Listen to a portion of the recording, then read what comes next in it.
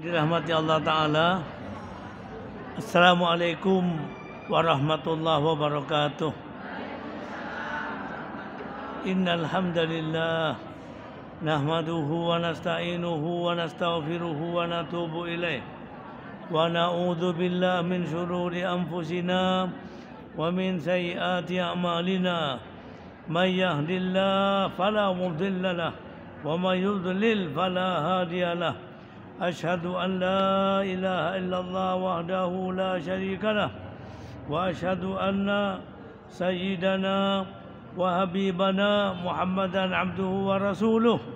Allahumma salli ala sayyidina Muhammad wa ala ali sayyidina Muhammad kama sallaita ala sayyidina Ibrahim wa ala ali sayyidina Ibrahim wa barik ala sayyidina Muhammad wa ala ali sayyidina Muhammad kama barakta ala sayyidina Ibrahim wa ala ali sayyidina Ibrahim. Amma ba'du, hamdan lillah. Yang pertama dan yang terutama tentunya syukur, terima kasih kita kembalikan kehadirat Allah Jalla Jalaluh yang saat ini sedang kita menyelesaikan 10 hari yang pertama. Kita dapat menunaikan ibadah Ramadan dan beserta membaca sabda-sabda Nabi-Nya sallallahu alaihi wasallam, khususnya bab fadlus sholawat, bab keutamaan salat. Bab keutamaan salat, fadlus sholawat. Ibu-ibu yang dirahmati Allah Ta'ala, mari kita buka pertemuan kita untuk membaca Riyadhus Shalihin ini dengan basmalah. Bismillahirrahmanirrahim. Bab keutamaan salat ini dimulai dengan firman Allah Subhanahu wa taala, "Innas sholata tanha anil fahsya'i wal munkar." Sesungguhnya salat itu mencegah perbuatan keji dan mungkar. Al-Ankabut. Salat itu mencegah perbuatan keji dan mungkar. Semua ibadah yang Allah wajibkan kepada kita itu ada hikmahnya, ada tujuannya. Di antara tujuan salat ini, untuk orang mukmin ini punya ketahanan, punya kemampuan dalam menghadapi perbuatan keji dan mungkar. Itu pengaruh salat. Nanti kalau kita lihat bab puasa kita, puasa juga punya tujuan. Tujuannya itu, ya ayyuhalladzina amanu, hai orang yang beriman, kutiba alaikumusiyam, diwajibkan atas kamu berpuasa sebagaimana diwajibkan atas orang-orang sebelum kamu, kama kutiba alal ladzina min qablikum la'allakum tattaqun. Mudah-mudahan dengan puasa itu kamu bertakwa. Itu tujuannya. Makanya kemudian salat yang baik bisa mencegah dari kemungkaran dan kekejian. Puasa yang baik akan menjadikan orang mukmin itu bertakwa kepada Allah Subhanahu wa taala. Lalu kita lihat hadis yang kedua. Hadis pertama, an Abi Hurairah radhiyallahu anhu qala, sami'tu Rasulullah sallallahu alaihi wasallam yaqul, ara'aitum law anna nahran bi babi ahadikum yaghtasil minhu kulla yawmin 5 marrat hal yabqa min daranihi syai'un? Qalu la yabqa min daranihi syai'. Qala fadzalika mathalu shalawatil khams yamhullah bihinnal khataya. Dari Abu Hurairah radhiyallahu anhu berkata, saya pernah mendengar Rasulullah sallallahu alaihi wasallam bersabda, bagaimana seandainya di depan pintu rumahmu ada sungai yang mengalir, lalu setiap hari dia mandi 5 kali, apakah masih ada kotoran yang melekat pada badannya? Para sahabat menjawab, tidak ada. Tidak ada ya Rasulullah. Nabi bersabda sallallahu alaihi wasallam, demikian juga salat 5 waktu. Allah menghapus dosa-dosa dengannya. Ini kebahagiaan bagi kita. Bukan saja kita mandi untuk kebersihan badan kita, tapi dengan sholat pun ibaratnya mandi 5 kali untuk membersihkan batin kita, rohani kita, pikiran kita, membersihkan dan menghapus kesalahan dan dosa kita. Hadis berikutnya sama, An Jabir radhiyallahu anhu qala Rasulullah sallallahu alaihi wasallam, mathalus salawatil khamsi kamathali nahrin jarin ghamrin ala babi ahadikum yaghtasil minhu kulla yaumin 5 marrat. Kata Nabi sallallahu alaihi wasallam, salat 5 waktu itu ibaratnya di depan pintu rumah seseorang yang salat itu ada sungai yang mengalir, lalu dia mandi setiap hari 5 kali. Ibu-ibu yang dirahmati Allah Ta'ala, dalam kita melihat ibadah kita, wudu, mandi, sholat, itu memang secara dohir yang namanya wudu ya biasa, wudu, basuh muka, tangan dan seterusnya. Mandi juga begitu, mandi wajib, mandi sunnah. Tapi di balik itu ada sesuatu. Kalau kita berkumur-kumur, dengan berkumur-kumur ini dosa-dosa lidah kita itu ikut air sampai tetesan yang terakhir. Muka begitu, tangan begitu, kaki begitu, termasuk sholat. Sholat ini berdiri, ruku, sujud, berdiri, ruku, sujud, itu kita perlu menghayatinya. Sehingga apa yang kita baca, apa yang dibaca oleh lidah, apa yang diikuti oleh hati, dilaksanakan oleh anggota badan, semuanya itu sangat bermanfaat. Sehingga Nabi mengibaratkan sungai, yang dengan sungai yang jernih mengalir ini kita mandi pada waktu subuh, pada waktu duhur, waktu asar, waktu maghrib, waktu isya, terus kita mandi. Maka dengan demikian batin kita itu sangat bersih sekali. Pikiran kita, hati kita itu mesti bersih. Makanya kita berupaya bagaimana sholat dengan khusyuk. Jangan hanya sholat ini pokoknya asal selesai, tidak berdosa, berdiri, ruku, sujud, selesai. Jangan itu. Kita ini berdiri di hadapan Rabbil Alamin. Kita ini berada di hadapan Allah Subhanahu wa taala. Makanya kemudian kita berbicara dengan Allah. Berbicara, Allahu Akbar, wajah Allahu Akbar kabira, walhamdulillah katsira, atau Allahumma ba'id baini wa baina khataaya. Itu pembicaraan kita dengan Allah Subhanahu wa taala. Waktu ruku, waktu sujud, sampai terakhir waktu salam. Itu dialog kita, munajat kita dengan Allah Subhanahu wa taala. Makanya orang mukmin itu gembira, berbahagia ketika dia bisa bertemu, menghadap kepada Allah Subhanahu wa taala. Bahkan di hadis berikutnya, An Ibnu Mas'ud radhiyallahu anhu, anna rajulan asaba min imratin qublah fa atan nabi sallallahu alaihi wasallam fa akhbarahu fa anzalallahu ta'ala wa aqimis sholata tarafayn nahar wa zulafan minal lail innal hasanat yudhibnas sayyi'at.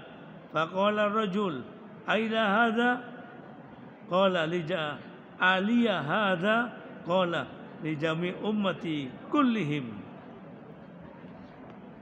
Abdullah bin Mas'ud berkata, ada seorang laki-laki itu punya kesalahan mencium seorang wanita lalu menghadap Nabi sallallahu alaihi wasallam. Kemudian dia menceritakan apa yang dia alaminya, bahwa dia sudah berdosa dengan wanita itu karena menciumnya. Maka turunlah Al-Qur'an, yaitu ayat Al-Qur'an, dirikan sholat waktu pagi, waktu sore, waktu malam, sesungguhnya kebaikan itu dapat menghapus dosa-dosa. Lalu orang itu bertanya, ya Rasulullah, apakah ini untukku saja? Apakah ini untukku saja? Nabi menjawab, untuk seluruh umatku. Ini sampai sejauh itu karunia yang Allah berikan. Setelah seseorang ini berdosa, dia lakukan sholat, sholat punya kemampuan untuk menghapus dosa-dosa itu. Dan itu tidak berarti kita ini terdorong untuk berbuat salah, lalu kemudian sholat, selesai dosanya, tidak seperti itu.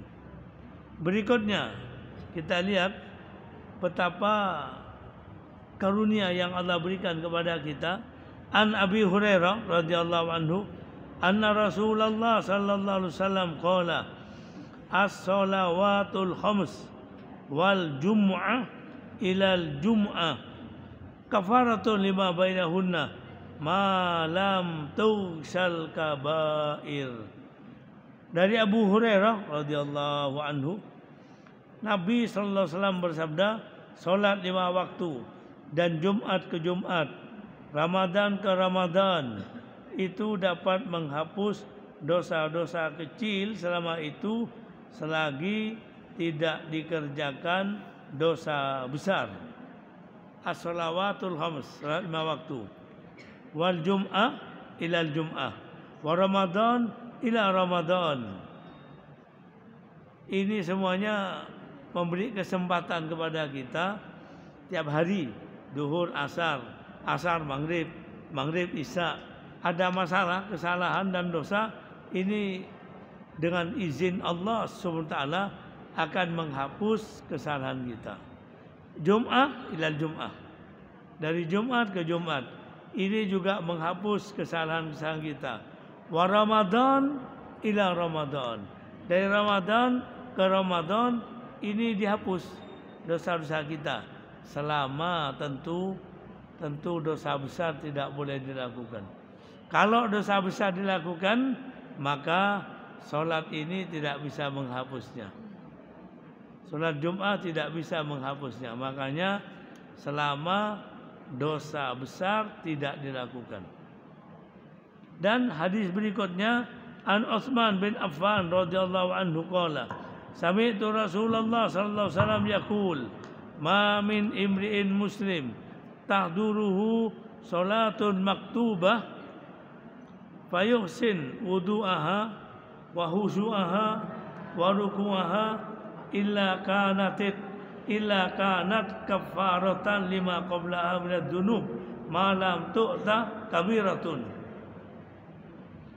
Dari sahabat Utsman bin Affan radhiyallahu anhu, katanya, saya mendengar Nabi sallallahu alaihi wasallam bersabda, tidaklah seorang muslim melakukan sholatnya, datang sholat wajib lalu dia membaguskan wudhunya, khusyuk dalam sholatnya, rukunya dan sujudnya, melainkan sholat itu dapat menghapus dosa-dosa sebelumnya selama tidak dikerjakan dosa besar. Hal itu berlaku untuk selama-lamanya. Ibu-ibu yang dirahmati Allah Ta'ala, bagi seorang mukmin, ibadah itu tidak ada yang percuma, tidak ada yang sia-sia. Makanya kemudian kita lihat di sini, kata sahabat Utsman bin Affan, Nabi SAW itu bersabda, Begitu masuk waktu sholat itu, kemudian fayuh sinu wudu'aha. Wudu'nya itu bagus sekali. Ada wudu' murad marid. Itu wudu' harus yang baik. Khusyuk dalam wudu'nya. Mukanya, tangannya, dan seterusnya. Kemudian wa husu'aha wa ruku'aha, dan sholat ini disertai dengan kehusuan. Waktu berdiri, waktu ruku, waktu sujud, ini dijaga baik-baik. Artinya ketika dia bertemu dan menghadap kepada Allah Subhanahu wa taala, dia lepaskan semua urusan persoalan dunianya. Yang dia hadapi sekarang urusan dengan Allah Subhanahu wa taala. Sama ketika kita masuk ke masjid, kita lepaskan sandal kita, sepatu kita di depan sana.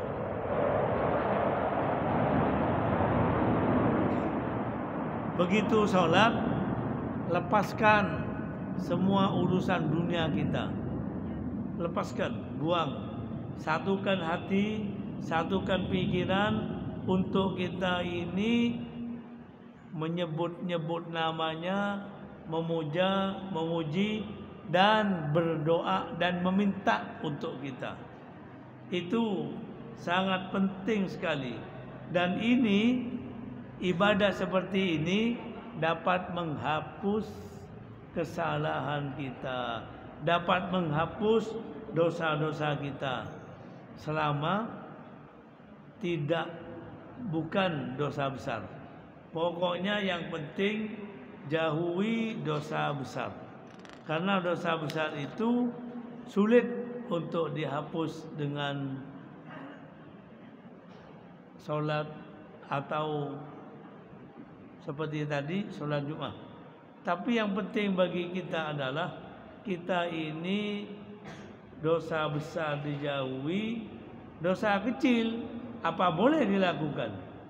Tentu dosa kecil pun wajib dijauhi, apalagi dalam keadaan menjalankan ibadah puasa.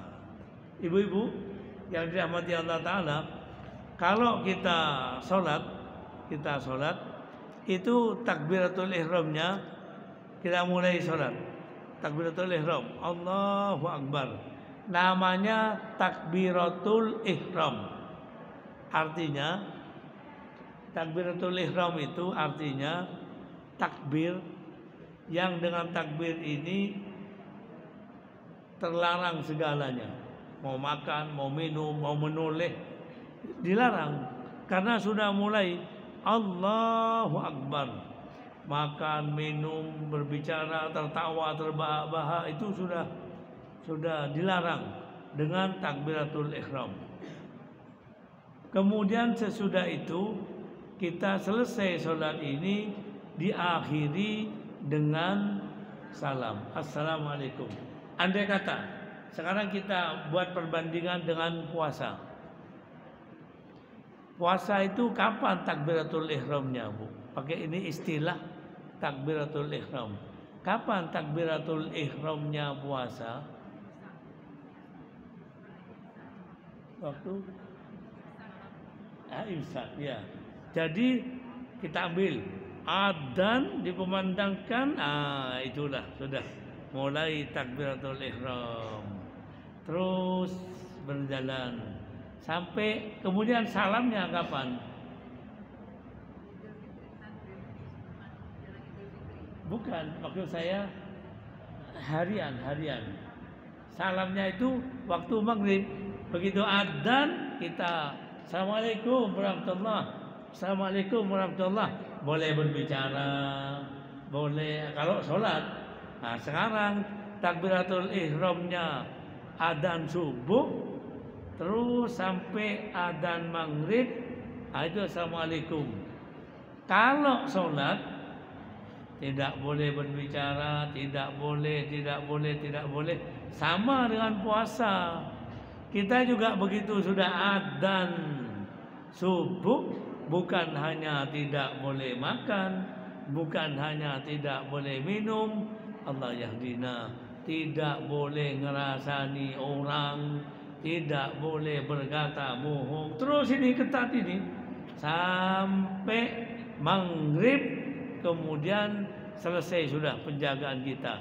Tidak berarti setelah maghrib boleh ngomongkan orang, enggak, bukan itu maknanya. Bukan, artinya kita ini kalau mau berbuat dosa waktu puasa ini, ingat saya ini puasa sekarang, lalu tertahan untuk tidak melakukan dosa, tertahan. Itulah ketakwaan. Sehingga ketika kita ini menjalankan ibadah puasa yang tadi kita mulai adzan dan seterusnya, itu kita memiliki perasaan muraqabah. Kita ini merasa selalu di bawah pengawasan Allah SWT. Apalagi diri ini sedang beribadah. Sedang beribadah. Makanya kemudian orang yang beribadah itu, orang yang berpuasa itu punya banyak keistimewaan di hadapan Allah Subhanahu wa taala. Antara lain kata Nabi sallallahu alaihi wasallam, doanya itu mudah dikabulkan. Jadi ketika Nabi sallallahu alaihi wasallam menyebut tentang orang-orang yang doanya dikabulkan, pertama musafir sampai pulang. Sebelumnya kepala negara yang adil, itu doanya mudah dikabulkan. Kemudian musafir sampai pulang, dan orang yang berpuasa sampai berbuka. Wasaim hatta yuftir, orang berpuasa sampai berbuka. Ini keadaannya ibadah kepada Allah. Atau ada lagi sabda lain, wasaim hina yuftir, orang yang berpuasa doanya itu mudah dikabulkan ketika akan berbuka. Jadi suasana keadaan ini mau berbuka, ini minta dulu, berdoa dulu, berdoa sekalimat, dua kalimat, berdoa dulu. Jangan-jangan doa itu kok dikabulkan.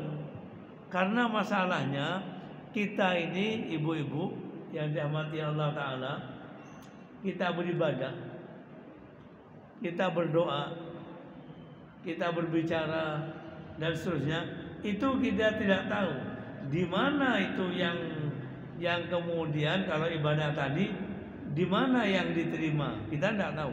Termasuk doa, kita ini sudah berdoa katakanlah ribuan kali, misalnya berdoa terus berdoa, di mana itu yang dikabulkan oleh Allah kita tidak tahu. Kita beristighfar, astagfirullah, astagfirullah, astagfirullah dan seterusnya. Istighfar yang mana yang dikabulkan kita tidak tahu. Jangan-jangan ketika kita duduk seperti ini lalu kita beristighfar, apalagi dalam pengajian itu kita disuruh ada ayat yang itu menyuruh kita beristighfar, lalu kita beristighfar mohon ampun, tiba-tiba dikabulkan. Makanya kemudian urusan dengan Allah ini banyak hal yang kita tidak tahu, tapi terus kita lakukan. Sholatnya kita teruskan, puasanya kita teruskan, doa wirid itu kita teruskan, karena kita tidak tahu yang mana itu yang dikabulkan. Seperti kita berbicara, berkata-kata, apalagi kata-katanya itu kalimatun thayyibah, kata yang baik, yang bagus. Bagi kita itu biasa-biasa saja perkataan itu, biasa. Ternyata di hadapan Allah SWT perkataan itu mendatangkan keridhaan Allah. Mendatangkan keridhaan Allah. Kita tidak tahu itu. Dan dengan perkataan tadi Allah terus menerus meridhoi kita. Kita tidak tahu. Tapi sebaliknya ada orang berkata tidak baik. Mungkin maksudnya bercanda, bergurau, tidak baik, apalagi berhubungan dengan agama. Dia tidak tahu ternyata ini mendatangkan murkanya terus menerus, dan ini kata-kata ini tiba-tiba menjerumuskan dia ke neraka. Waliyadbillah.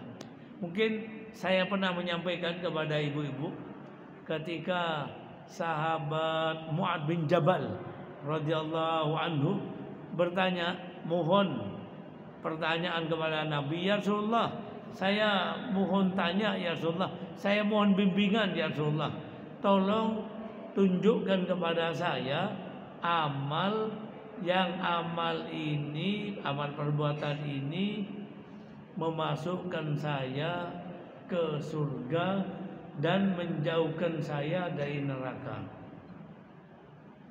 Kata Nabi SAW, permintaanmu itu permintaan yang amat besar, wahai Mu'ad. Tetapi kalau Allah sudah mudahkan, itu jadi mudah. Apa saja kalau Allah mudahkan jadi mudah. Jadi mudah. Lalu kata Nabi, kamu mengakui bahwa tidak ada ilah yang sebenarnya, tidak ada Tuhan yang berhak diibadahi melainkan Allah. Kamu dirikan sholat, kamu keluarkan zakat, kamu berpuasa Ramadan, dan kamu beribadah haji kalau kamu mampu. Lalu kemudian Nabi menjelaskan lebih lanjut, menerangkan, termasuk bangun malam. Sebab orang yang ingin masuk surga, ingin jauh dari api neraka, itu suka bangun malam. Termasuk ibu-ibu yang dirahmati Allah Ta'ala, calon penghuni surga itu suka minta ampun pada waktu menjelang subuh.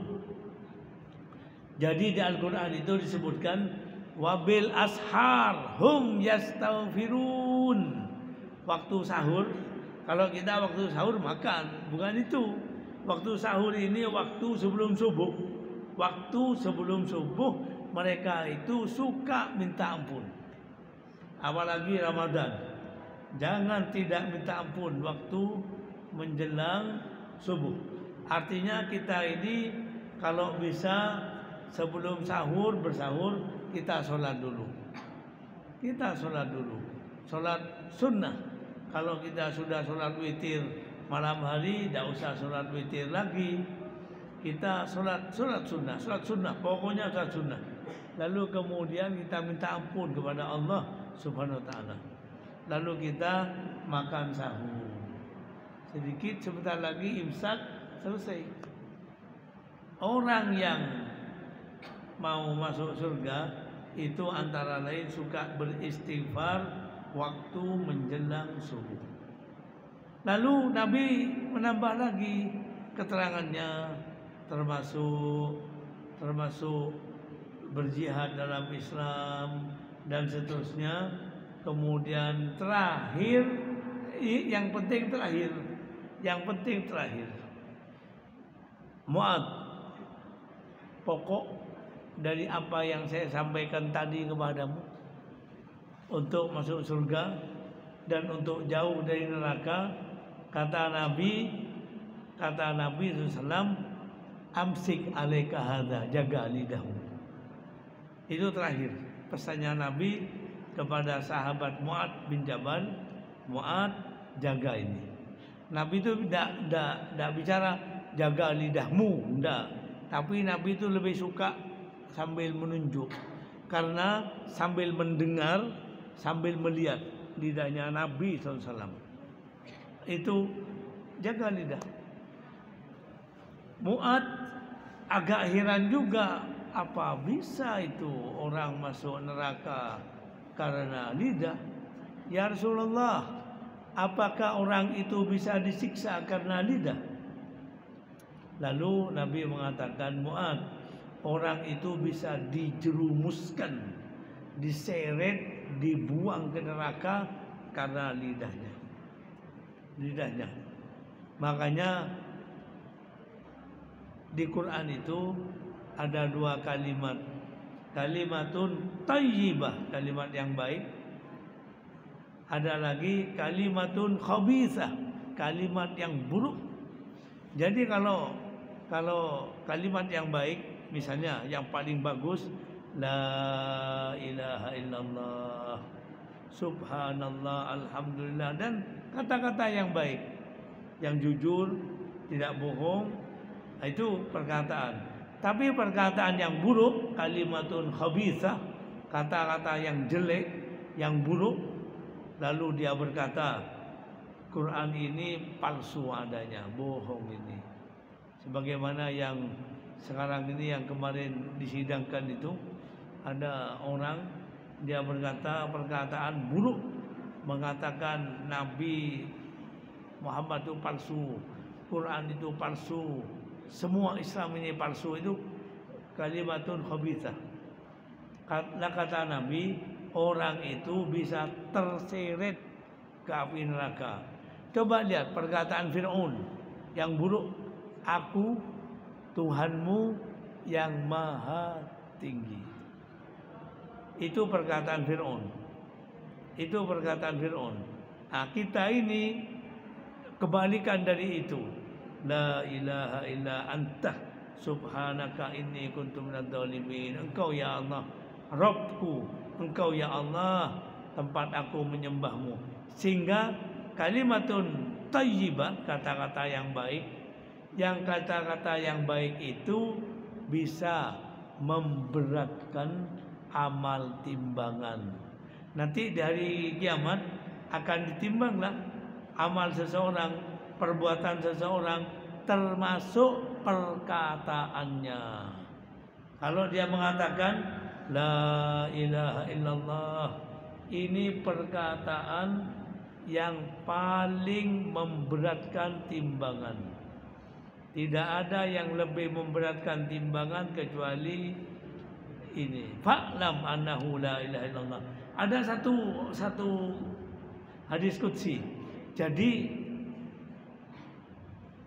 hadis qudsi ini menceritakan seorang hamba yang kemudian saat itu dia berdiri untuk ditimbang amalnya, diperiksa amal catatannya, itu semuanya 99 lembar. Tis'ah wa tis'in sijil, bukan sijin. Sijin itu neraka, ini sijil. Jadi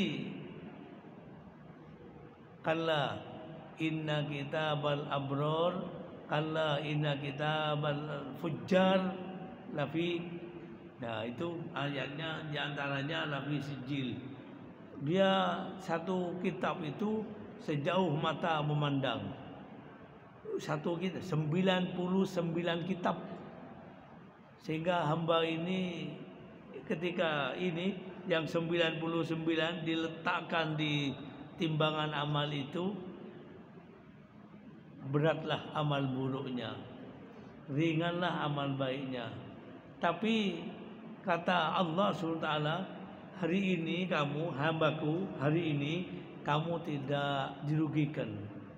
Kamu tidak akan dirugikan, apa adanya. Lalu Allah mengeluarkan bitokoh. Bitokoh ini kalau kita kartu nama kecil, kartu kecil. Lalu kemudian itu bitokoh itu tertulis asyhadu an la ilaha illallah wa asyhadu anna muhammadar rasulullah. Kata hamba, apa itu ya Allah? Kok kecil? Masa kecil itu bisa menghadapi itu yang 99 kitab itu? Ini mari bawa sini timbangan amalmu, bawa sini. Lalu diletakkan. Ternyata tidak ada yang lebih berat dari nama Allah. Tidak ada kalimat yang bisa mengalahkan la ilaha illallah. Tidak ada dosa yang buruk pun yang ditimbang itu mengalahkan beratnya la ilaha illallah. Jadi la ilaha illallah ini hamba ini mestinya dia neraka sudah, tapi dia punya kalimat tauhid. Dengan kalimat tauhid ini selamatlah dia dari neraka. Dan Nabi Musa alaihissalam, Nabi Musa ini pernah minta, ya Allah, ajarkan kepada saya satu kalimat perkataan yang istimewa. Permintaannya perkataan kalimat yang istimewa. Lalu Allah mengatakan, Allah perintahkan, ucapkan la ilaha illallah. Kata Nabi Musa, ya Allah, itu semua orang sudah tahu. Saya minta yang tidak ada yang tahu itu, hanya saya saja. Kata Allah, hai Musa, ini andai kata langit, bumi, 7 langit, 7 bumi diletakkan di daun timbangan, lalu kalimat la ilaha illallah diletakkan di daun timbangan satunya, maka kalimat la ilaha illallah lebih berat. Lebih berat. Itu nanti yang akan dibawa oleh setiap orang mukmin. Di samping dia membawa puasanya, di samping dia membawa sholatnya, di samping dia membawa zakatnya, ibadah hajinya, semuanya, tapi dia juga punya la ilaha illallah. Tentu kita sangat berharap sekali semua apa yang Allah telah ajarkan kepada kita melalui Nabi kita SAW dapat kita amalkan dengan sebaik-baiknya. Ibu-ibu yang dirahmati Allah Ta'ala, makanya kalau kita menunaikan ibadah puasa Ramadan, itu ada disebutkan, ya ayyuhalladzina amanu, hai orang yang beriman, diwajibkan kepada kamu berpuasa sebagaimana diwajibkan atas orang-orang sebelum kamu. Mudah-mudahan kamu bertakwa. Diharapkan dengan puasa itu kamu bisa bertakwa. Diharapkan. Tapi banyak orang yang berpuasa, tapi dia tidak bisa sampai ke tingkat takwa. Coba ibu-ibu, sabda Nabi SAW, kam min shaimin laisa lahu min siyamihi illal ju' wal atas. Berapa banyak orang yang berpuasa tidak dapat apa-apa dari puasanya kecuali apa, Bu? Lapar dan dahaga. Kenapa coba, Bu? Mengapa? Ada apa dengan puasanya ini? Itu tidak mungkin Nabi bersabda tanpa sudah terjadi itu. Biasanya Nabi ini kalau sudah melihat satu kejadian lalu beliau memberi komentar. Atau mungkin tanpa itu, tapi kita diingatkan, la'allakum tattaqun. Mudah-mudahan dengan puasa ini kamu bisa bertakwa. Tapi ada kalanya berpuasa juga tapi tidak bertakwa juga. Sehingga dia tidak dapat apa-apa dalam puasanya itu kecuali lapar dan dahaga. Di kitab ada kitab tentang bab puasa, Fiqhus Syam. Di sana ada bab, ada kajian, ada pertanyaan. Apakah dosa itu membatalkan maksiat? Apakah dosa itu membatalkan puasa? Apakah maksiat itu membatalkan puasa? Ya apa kalau ibu jawab pertanyaan ini? Apakah dosa itu membatalkan puasa?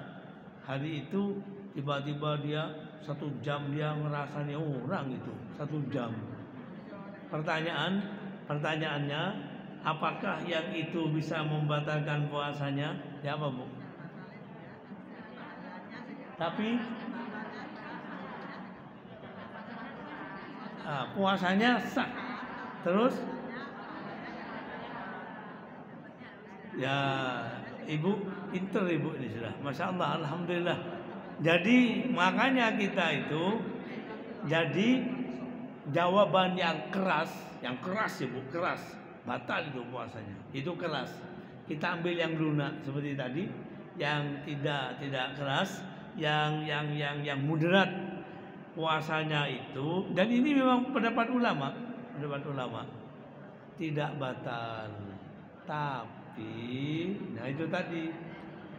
Jadi misalnya ya Bu, misalnya puasa yang murni bersih dari dosa itu nilainya 100 misalnya 100. Tiba-tiba waktu dia berbelanja bersama tetangga-tetangganya itu siang pagi hari jam 6 pagi itu ada yang ngerasanya orang, dia juga nyambung. Akhirnya nilai puasanya menjadi 90, turun. Nanti tiba-tiba jam 10 dia dapat tamu. Tamu ini juga bawa masalah, bawa ngerumpi lagi, bawa omongan lagi, dia lalu duduk, dia sambil nunggu buka. Tiba-tiba nilai puasanya berkurang tinggal 60. Karena banyak itu, yang dibicarakan banyak itu, 60. Nanti setelah zuhur ada masalah lagi, kurang lagi menjadi 40. Asar lagi ada masalah, menjelang maghrib tinggal 10 Bu.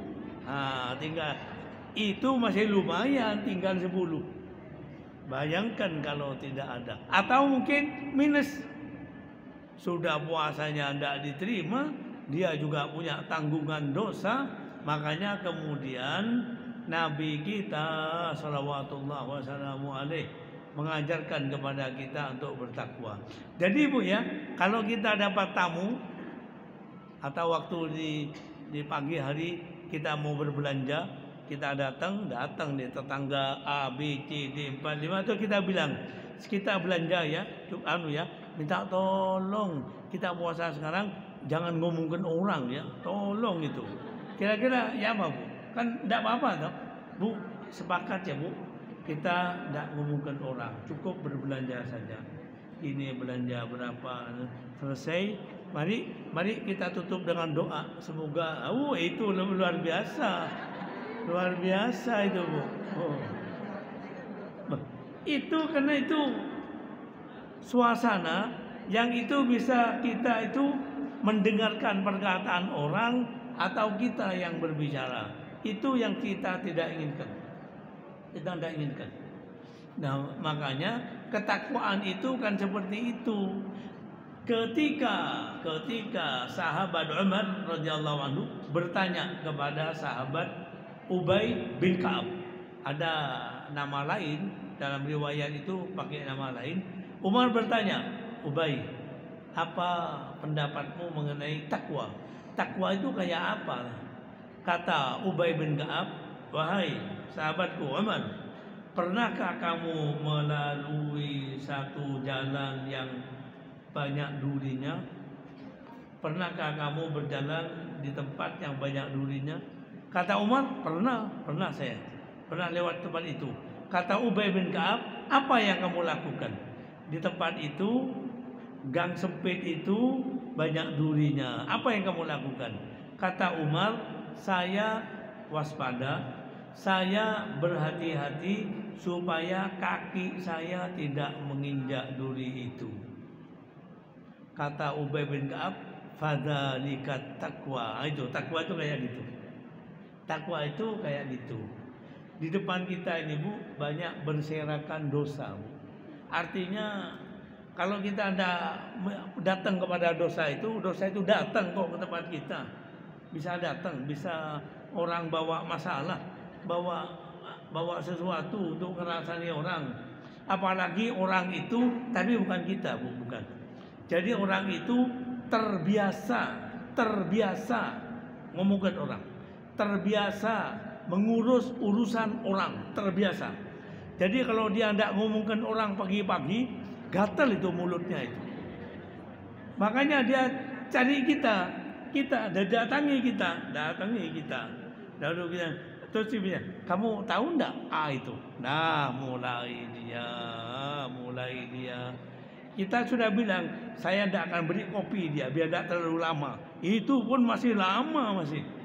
Kita menahan tidak bisa. Yang enak itu akhirnya tuan rumah yang baik, kalau lihat orang itu datang dari jauh, pintu ditutup atau dia di belakang. Memberi salam tidak dijawab.